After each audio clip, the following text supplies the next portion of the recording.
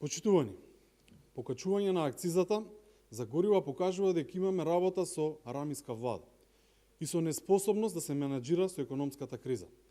Секаде во светот, владите даваат на народот помош. Само владата на Спасовски и Заев земаат од народот.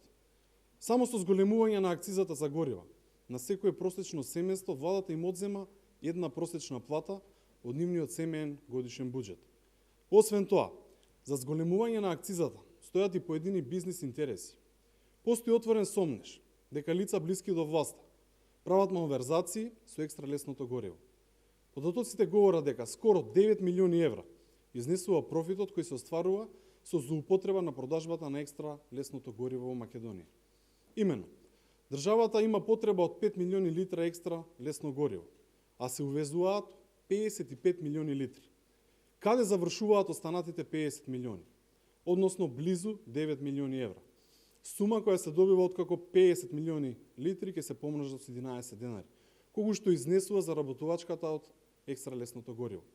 Прашање на кое треба да се одговори, додека се земаат пари од народот со зголемената акциза, кој од врвот на власта со кого дели 9 милиони евра.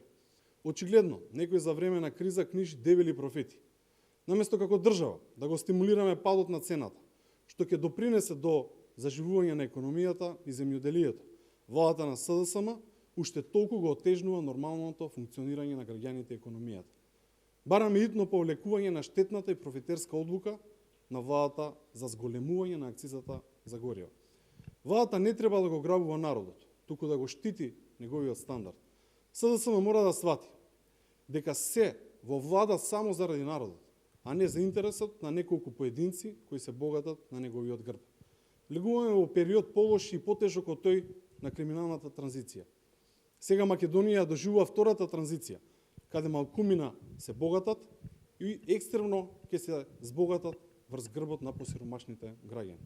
И благодарам на вниманието и доколку има прашања, повелете. Да, од повеќе редакции на медиумите пристигна едно прашање. Тоа е следното. Каков е ставот на ВМРО ДПМН на иницијативата на СДСМ за повторно свикување на собранието? Дали може став околу ова прашање? Благодарам на прашањето. Значи, станува збор за иницијатива која доаѓа од поранешни пратеници, а ставот за тоа е дека ВМРО ДПМН го соопшти веќе јавно на последната лидерска средба.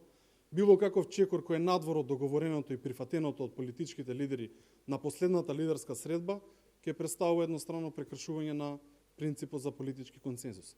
Очигледно станува збор за две работи, или Заев се влегува во приватни аранжмани и комбинации со пратеници, или пак преголема е желбата да се лови во матно.